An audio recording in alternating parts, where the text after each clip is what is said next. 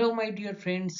आई hope कि आप सब अच्छे होंगे। और आज की इस वीडियो में हम डिस्कस करने वाले हैं फार्माकोलॉजी के एक सबसे इम्पोर्टेंट टॉपिक के बारे में, जिसका नाम है haemodynamics and electrophysiology of the heart.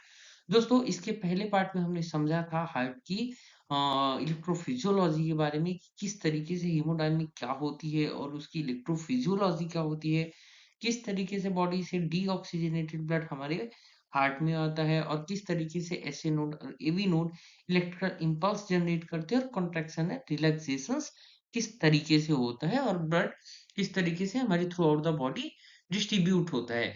वो सारी चीजें हमने पढ़ा था पिछले वीडियो में। इस वीडियो में हम डिटेल में पढ़ेंगे इलेक्ट्रोफिजियोलॉजी के बारे में कि किस तरीके से इलेक्ट्रिकल इंपल्सेस जनरेट होती हैं, किस पोटेंशियल तक जाती हैं, उनका जो है तो पोटेंशियल चार्ज कितना होता है, कितने मिली वोल्ट का होता है।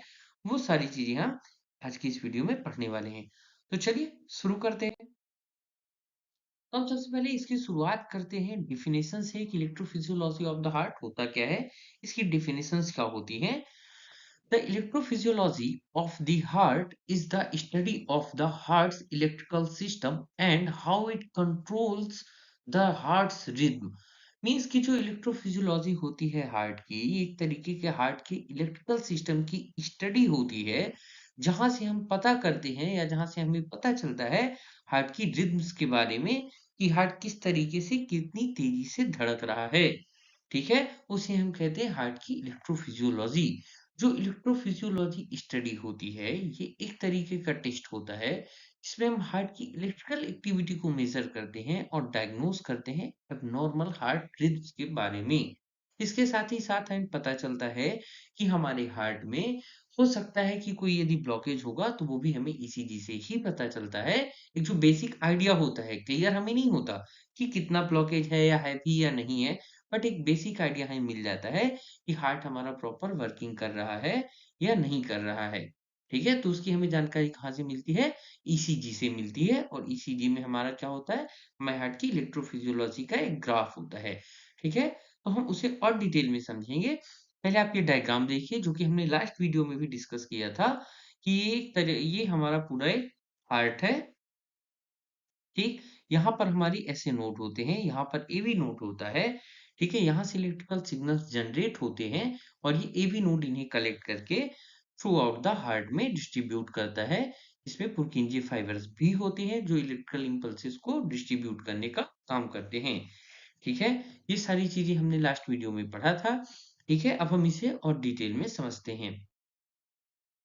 लेकिन उसके पहले हम यहाँ पर समझेंगे कुछ इम्पोर्टेंट टर्मिनोलॉजी के बारे में, क्योंकि जब हम आगे इसकी और डीप में स्टडी करेंगे तो हमें कुछ वर्ड मिलेंगे like polarization, depolarization and repolarization. अब ये वर्ड क्या होते हैं, इनकी मीनिंग क्या होती है, तो हम सबसे पहले इसे समझ लेते हैं। तो जो पोलराइजेशन और डिपोलराइजेशन होता है, ये हार्ट की इलेक्ट्रिकल प्रोसेस होती है जो कि हमारे हार्ट बीट को रेगुलेट करती है और उसकी वजह से हमारे हार्ट में कॉन्ट्रैक्शन एंड रिलैक्सेशंस होते हैं। ठीक, पोलराइजेशन का मतलब क्या होता है, अब हम ये समझते हैं। तो जो हमारे हार्ट की कार्डियक सेल्स होती हैं, जब ये रेस्टिंग कंडीशन पर होती हैं, उन पे कोई इलेक्ट्रिकल चार्ज नहीं होता।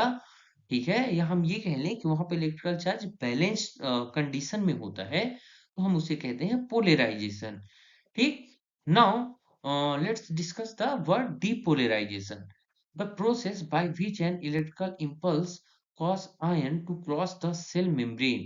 एक वो प्रोसेस होती है जिसमें इलेक्ट्रिकल इंपल्स क्या होती है, जनरेट होती है, और वहां पर जो इलेक्ट्रिकल आयन होती हैं, या हम ये कह लें कि वहां पर जो पोटेंशियल आयन होते हैं, वो सेल मेम्ब्रेन को क्रॉस करके अंदर की तरफ आते हैं, उनका इन्फ्लक्स होता है और उसकी वजह से एक चार्ज जनरेट होता है। ठीक है, वो उस कंडीशन को हम कहते हैं डीपोलराइजेशन। और इसकी वजह से जो हार्ट की मसल्स होती हैं, जो कार्डियक मसल्स होती हैं, उनमें कॉन्ट्रैक्शंस होते हैं, उसे हम कहते हैं depolarization. Okay, now let's understand the word repolarization, the process by which ion returns to their resting state। वो प्रोसेस होती है जहां पर आयंस अपनी रेस्टिंग स्टेट पर वापस आते हैं। मींस कि एक वो जैसे कि हमने यहाँ पर समझा था डिपोलराइजेशन में कि आयंस का मूवमेंट किधर हुआ? अंदर की तरफ हुआ और उसकी वजह से एक चार्ज जनरेट हुआ। ठीक, वो कंडीशन हुई क्या? डिपोलराइजेशन। लेकिन जब यही चार्ज वापस से बाहर की तरफ जाते हैं, ठीक है? और जो अंदर का इलेक्ट्रिकल चार्ज होता है, या हम ये कह लें कि जो हार्ट का इलेक्ट्रिकल चार्ज होता है, वो वापस से अपनी प्रारंभिक अवस्था में आ जाता है, ठीक है? उसे हम कहते हैं रिपोलराइजेशन, जहाँ पर चार्जेस क्या होते हैं? रेस्टिंग स्टेट पर आ जाते हैं, ठीक है? और हमारी जो हार्ट की मसल्स हैं, वो रिलैक्स हो जाती हैं, ठीक है? वो कंडीशन कहलाती है रिपोलराइजेशन। अब जब हम इसे आगे और पढ़ेंगे, तो हम और अच्छे से समझ पाएँगे, ठीक है? अब यहाँ पर कुछ और डिटेल है पोलराइजेशन और डिपोलराइजेशन के बारे में, चलिए हम उसे समझ लेते हैं। तो यहाँ पर एक वर्ड है आयनिक मूवमेंट। अब ये आयनिक मूवमेंट क्या होता है? तो जब sodium, potassium and calcium ion cell membrane को क्रॉस करके और अंदर या बाहर की तरफ जाते हैं, तो हम उसे कहते हैं आयनिक मूवमेंट, ठीक है? और इनकी वजह से जो मसल्स होती हैं, कार्डियक मसल्स होती हैं, उनमें कॉन्ट्रैक्शन एंड रिलैक्सेशंस होते हैं। Now we will understand the word depolarization wave. अब डिपोलराइजेशन वेव क्या होती है? तो जो डिपोलराइजेशन होता है, ये हार्ट में एक वेव की तरह काम करता है, ठीक है? एक लहर की तरह काम करता है, जहां पर ये इनर मोस्ट लेयर मीन्स इसे हम मायोकार्डियम कहते हैं, ठीक है? यहाँ से पेरिकार्डियम की तरफ जाता है, हम ये कह लें इपिकार्डियम की तरफ जाता है। मीन्स कि जब ये जो डिपोलराइजेशन होता है, ये हार्ट में इनर मोस्ट लेयर से आउटर मोस्ट लेयर की तरफ जाता है, अंदर से बाहर की तरफ जाएगा, हम उसे कहेंगे डिपोलराइजेशन वेव। ओके, अब हम यहाँ पर समझते हैं कि हार्ट में ये क्या चीजें हैं, ठीक है? तो आपको ये यहाँ पर हार्ट दिख रहा होगा, यहाँ हार्ट में आपको ये आर्टिकल्स एंड वेंट्रिकल्स दिख रहे हैं, ठीक है? यहाँ पर आपका होता है एवी नोड, और ये जो साइनो आर्टेरियल नोड है, ऐसे नोड है, ये आपका कुछ इस टाइप से दिखेगा, ठीक है? अब इस ऐसे नोड से यहाँ पर एवी नोड होता है, वो कनेक्टेड होता है, और उस वो कनेक्टेड होता है थ्रू द सेल्स, और ये जो सेल्स हैं, इनमें होते हैं गैप जंक्शन, ठीक है? यदि आप इसे गौर से देखोगे तो ये यहाँ पर ये गैप जंक्शन होते हैं, और इन्हीं के थ्रू जो हमारे आयंस होते हैं, उनका मूवमेंट होता है, ठीक? अब ये चीज़ें मैं आपको क्यों बता रहा हूँ, वो इसलिए बता रहा हूँ, क्योंकि जब हम आगे डिपोलराइजेशन और रिपोलराइजेशन की प्रोसेस पढ़ेंगे, तो उनमें आप देखेंगे कि आयंस का मूवमेंट हो रहा है। वो हार्ट से अंदर से बाहर की तरफ जा रहे हैं, तो वहाँ पर आपको ये चीज़ समझने में आसानी होगी कि जो आयंस का मूवमेंट है, वो गैप जंक्शन के थ्रू होता है। ओके? So let's understand. आप यहाँ पर देखेंगे, यहाँ पर एक सिंपल सा ग्राफ दिया हुआ है। इस ग्राफ में 5 फेजेस आपको दिख रही हैं, 4, 0, 1, 2, 3, ओके? लेकिन ये जो फेजेस हैं, ये दरअसल में हार्ट में जो इलेक्ट्रिकल इम्पल्सेस जनरेट होती हैं, जो चार्ज जनरेट होता है, ये उसकी चारों फेजेस हैं। और यहाँ पर आप देखेंगे तो यहाँ पर जैसा कि हमने पिछली स्लाइड में हमने देखा था कि गैप जंक्शंस होते हैं, तो आप इसे ऐसा मान करके चलिए कि गैप जंक्शन है, और इसका जो फर्स्ट स्टेज होता है वो 0 से स्टार्ट होता है। तो यदि हम यहाँ पर देखें तो जो हार्ट की सेल्स होती हैं, वो शुरुआत में -90 मिलीवोल्ट पे रेस्टिंग कंडीशंस पर होती हैं, और यहाँ पर होता है फेज़ 0। फेज़ 0 में आप देखेंगे यहाँ पर वोल्टेज गेटेड सोडियम चैनल्स होते हैं, जिनके थ्रू रैपिडली सोडियम आयन की एंट्री होती है, और जैसे ही सोडियम आयन की रैपिडली एंट्री होती है, जो सेल्स होती हैं ये डीपोलराइज होती हैं, और यहाँ पर +30 मिलीवोल्ट का ओवरशूट चार्ज जनरेट होता है। ओके, देन जैसे ही ये चार्ज यहाँ पर +30 मिलीवोल्ट पहुंचता है, ये रैपिड रिटर्न होना चाहता है कहाँ पर? आइसो इलेक्ट्रिक लेवल पर, मींस कि ये वापस से 0 मिलीवोल्ट पर आना चाहता है, ठीक? तो ये जो जीरो फेज है, ठीक है, यहाँ पर क्या होता है? डीपोलराइजेशन हो रहा है। देन इसके बाद आती है इसकी फेज 1। फेज 1 में क्या होता है? फेज 1 पर यहाँ पर होते हैं पोटेशियम चैनल। जैसे ही ये पोटेशियम चैनल ओपन्स होते हैं, तो यहाँ पर पोटेशियम चैनल का इफ्लक्स होता है। अब यहाँ पर 2 वर्ड आते हैं। पहला हमने पढ़ा था इन्फ्लक्स, दूसरा यहाँ पर वर्ड आता है इफ्लक्स।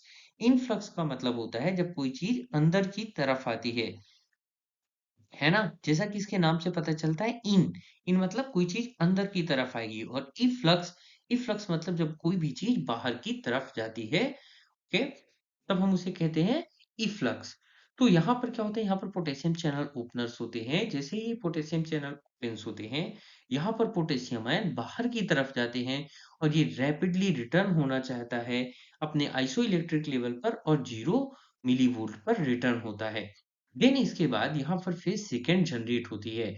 सेकंड फेज़ में क्या होता है, यहाँ पर होते हैं कैल्शियम चैनल्स होते हैं। कैल्शियम चैनल जैसे ही ओपन्स होते हैं, कैल्शियम चैन की एंट्री होती है और इन कैल्शियम आयन की एंट्री होने के साथ-साथ ही यहाँ पर पोटेशियम आयन बाहर की तरफ जाते हैं। तो यहाँ पर क्या होता है, यहाँ पर जो इलेक्ट्रिसिटी होती है वो बैलेंस्ड होती है, ठीक है? और इसे हम यहाँ पर कहते हैं प्लेटो फेज़ क्यों? क्योंकि यहाँ पर जो कैल्शियम आयन की एंट्री है, वो बहुत ही स्लो होती है ना? इसकी वजह से इसे हम प्लेटो फेज़ भी कहते हैं और ये सबसे डिले फेज़ होती है। देन इसके बाद आता है फेज़ 3 जहाँ पर आप देखेंगे फेज़ 3 में पोटेशियम चैनल ओपनर्स होते हैं और इन पोटेशियम चैनल ओपनर्स की वजह से जो पोटेशियम आयन है, वो बाहर की तरफ जाता है। ये यहाँ पर आप देखेंगे इसका रैपिड रिपोलराइजेशन हो रहा है, ठीक है? फेज़ थर्ड में रैपिड रिपोलराइजेशन होगा, इफ्लक्स होगा पोटेशियम आयन का, पोटेशियम आयन बाहर की तरफ जाएँगे, इन्फ्लक्स होगा कैल्शियम आयन का, कैल्शियम आयन अंदर की तरफ आएँगे और ये जो होता है ये वापस से अपने रेस्टिंग फेज़ है उसे अचीव करने की कोशिश करेगा।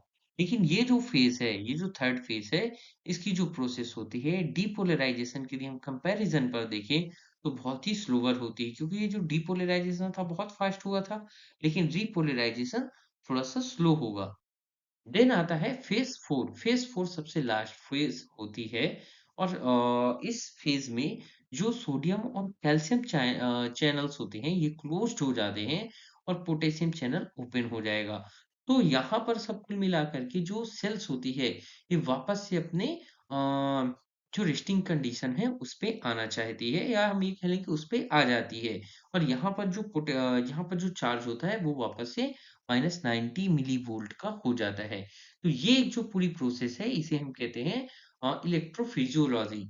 अब ये यूज़ कहाँ पर आती है? तो ये जो यहाँ पर डिपोलराइजेशन हो रहा है, जो आपने देखा था कि +30 मिलीवोल्ट का एक ओवरशूट चार्ज जनरेट होता है, तो यहाँ पर क्या होता है, यहाँ पे कॉन्ट्रैक्शंस होते हैं और ये वाला जो फेज़ है, यहाँ पर रिलैक्सेशंस होता है मसल्स का।